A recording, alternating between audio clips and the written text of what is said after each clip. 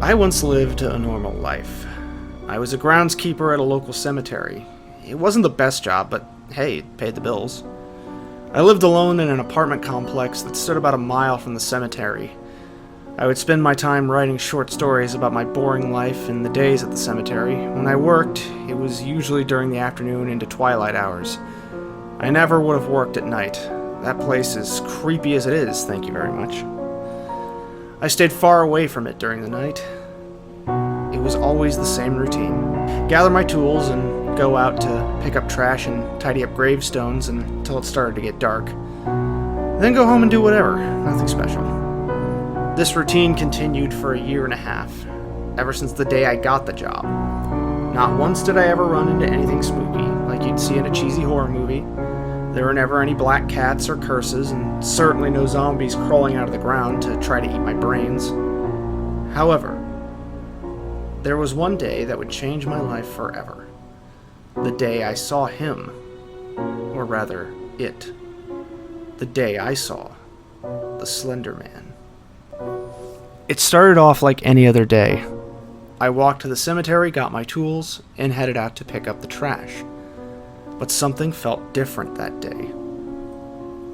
It was hard to explain, but I felt as though I was being watched. I would constantly look around, nervous, only to find that there was nothing around. The only sounds I heard were birds chirping in the trees and the occasional car that passed by. So, I spent the entire day on edge.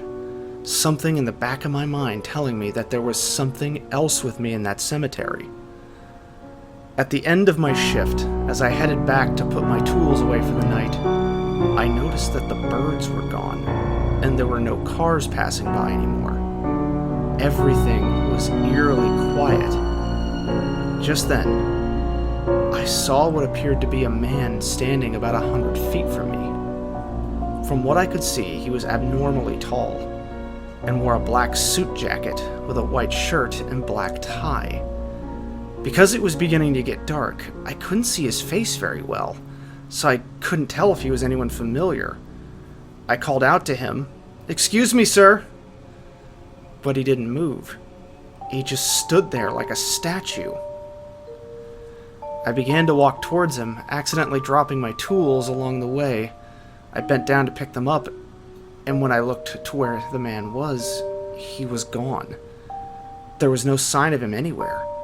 I scratched my head and shook it off, thinking that I was just seeing things because I was a little overworked. I put my tools away and headed home. But I did walk a little quicker than usual. I was still a little nervous, and questions filled my head. Who was that man? Why did he just stand there? How did he disappear so quickly? Was he real or just a figment of my imagination? That night I barely slept at all. Constant thoughts that caused my insomnia. The next day at the cemetery I was even more tense. I felt like if a leaf were to fall on my head, I'd scream in terror. Unfortunately for me, the more tense I got, the more distracted I got from my work. Soon enough, my boss, Jeff, came out to talk to me. Jeff was a good guy. He and my father went way back. And he was the one who gave me the job as groundskeeper in the first place. He and I were also good friends. And he knew that I wasn't acting myself that day. "Steven, what's the matter?" he asked me. "You seem a little off today. Is there something wrong?" I didn't want to sound like a crazy person, but I knew I could never lie to Jeff, so I told him the truth. "I saw something yesterday, Jeff.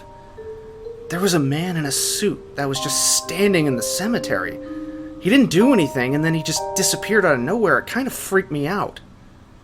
Jeff looked at me like I was crazy. "Wait, what did you say this man looked like?" I was surprised that he actually somewhat believed my story. "He was really tall with a nice suit on. It was too dark, so I couldn't see his face." Jeff rubbed his head and sighed. "I don't believe it." I rolled my eyes, thinking that he was talking about my story. But then he continued, "I didn't think the legends were true. But what you've explained to me, Steven, verifies that maybe the Slender Man does exist." Now I was the one that was confused. Slender Man? What's a Slenderman? I'm not the one you should be asking these questions, Steve. I only know a little bit about him, but I have a friend, James. He knows everything there is to know about the Slenderman. He took out a piece of paper and a pencil and scribbled everything down. This is where he lives, he said, handing it to me. I'll give him a call and tell him what you saw and that you're coming to learn more about the Slenderman. Any questions you may have, he'll answer them. I still thought the idea was a little crazy, but I wanted to know exactly what this Slenderman was. That night, I did as Jeff suggested and paid a visit to his friend James. As I entered his house, I saw he was already seated at a table with pictures scattered all around. When I looked through the door, James greeted me with a smile. "Ah, Stephen, Jeff told me you were coming. Please, take a seat." I pulled up a chair to the table and began to observe some of the pictures he'd laid out.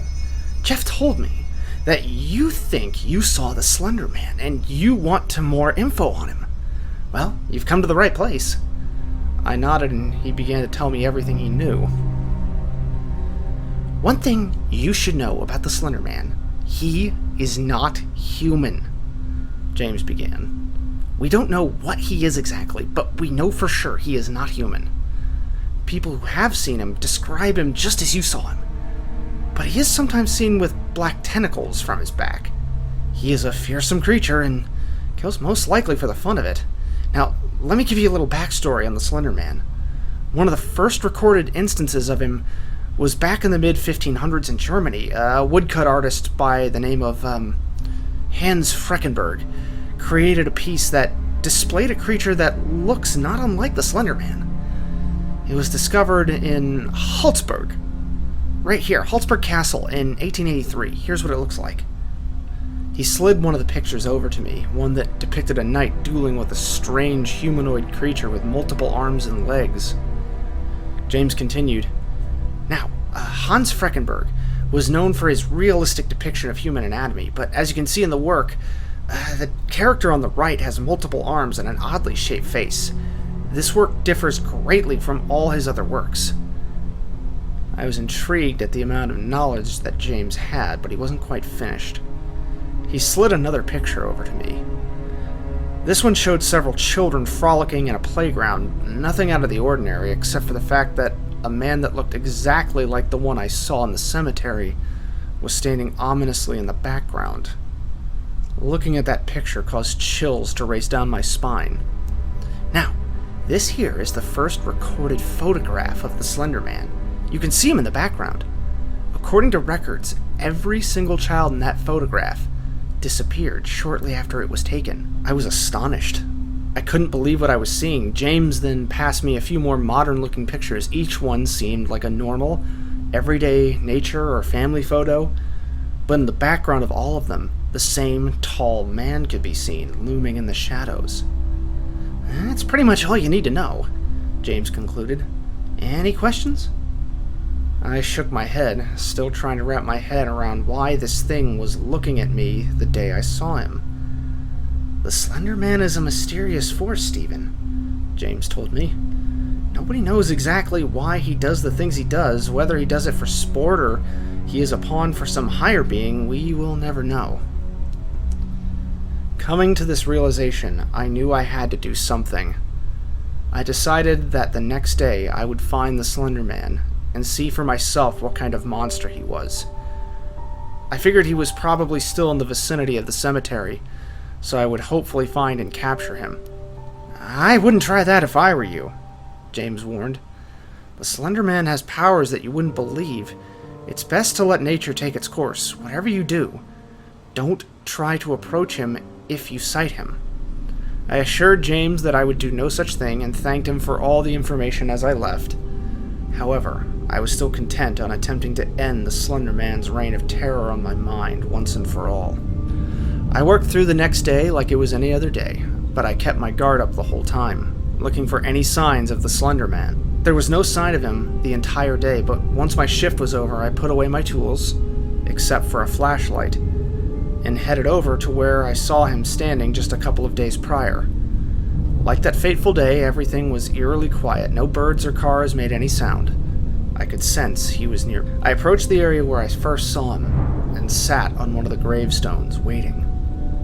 I knew he would come eventually.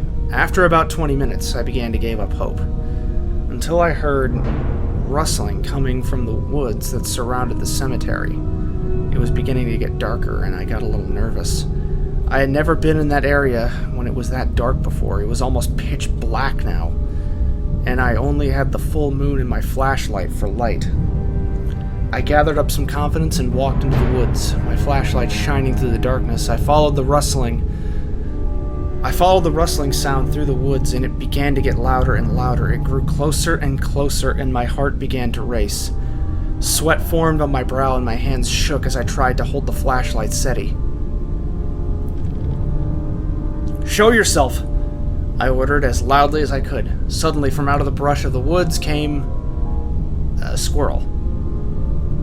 I let out a deep sigh of relief as the squirrel just stared at me for a few seconds, then it took off running away from me. I thought nothing of it. It was a squirrel, after all. They're usually afraid of their own shadow. I turned around and it felt like I walked into a brick wall. I fell hard to the ground and dropped my flashlight. I couldn't see much, but I could see the outline of a figure illuminated by the full moon. I stumbled around like a madman, grabbing for the flashlight. I found it and shined it at the figure. I started at its legs and moved the light up its body. When I hit its torso, I saw that it was wearing a suit and tie. I swear I felt my heart stop for a moment. I shined the light up at its face and gasped in horror at what I saw.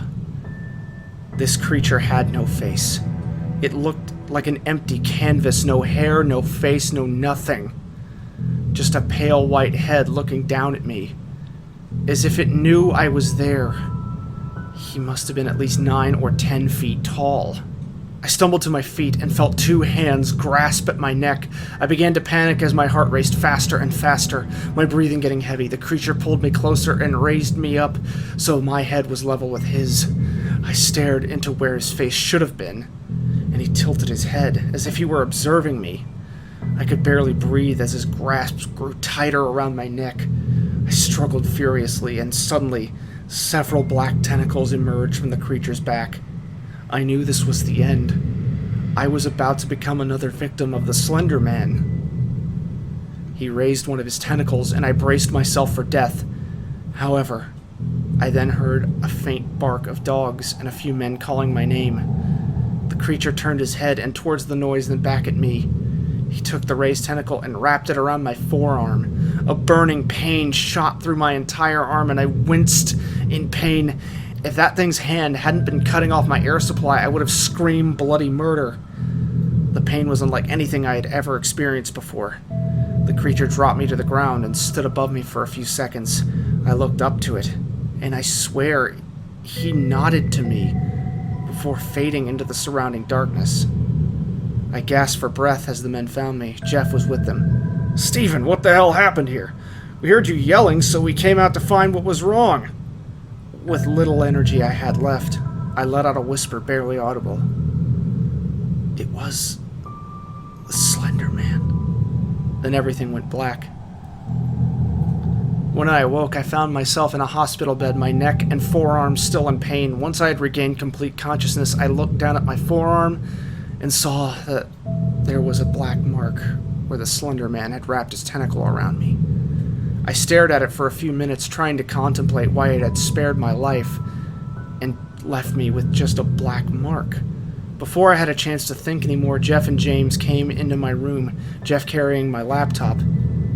"How are you feeling, Steve?" Jeff asked me. "Still in a little bit of pain," I replied. "The doctors say I should be out in a couple days, maybe even..." "I warned you not to approach him." James shook his head. I figured he would be a little upset with me. "I know, I really should have listened to you." I apologized. He put his hand on my shoulder in comfort. "It's all right, I know how you feel. You wanted to get an up-close and personal view of the Slender Man. Who wouldn't? I'm just surprised he let you live." I was just as surprised. Had it not been for the men calling my name, I probably wouldn't have gotten so lucky. Soon later, Jeff handed me my laptop. "Why'd you bring this?" I asked him. "Because you need to tell your story," he replied. A story about how you met and survived the Slender Man. I'm sure a lot of people are going to want to hear about it. But who's to say anyone will believe it? I asked skeptically. James smiled and put his hand on my shoulder. Stephen, for every skeptic, there's a believer. I'm sure someone out there will believe it. Hell, maybe there's someone who had an experience just like yours. Now get some rest before you start writing. You need it. The two started to walk away until I called to them. Hey guys, why do you think he left me with this? I showed them the black mark on my arm and James rubbed his chin. No idea. I've never heard of any reported cases of that happening. Maybe since you were lucky enough to survive him, he gave it to you as something to remember him by. He smiled and the two walked out of my room. I chuckled to myself at the thought, but then I realized that maybe that wasn't so crazy of an idea after all. I opened my laptop and began writing this story. My story. The story of my experience with the Slender Man. If I learned anything from that ordeal, it's that we may never know who or what the Slender Man is exactly, and where he's going to show up next. But I give this warning to you, dear reader. Beware the Slender Man, for the Slender Man watches us all.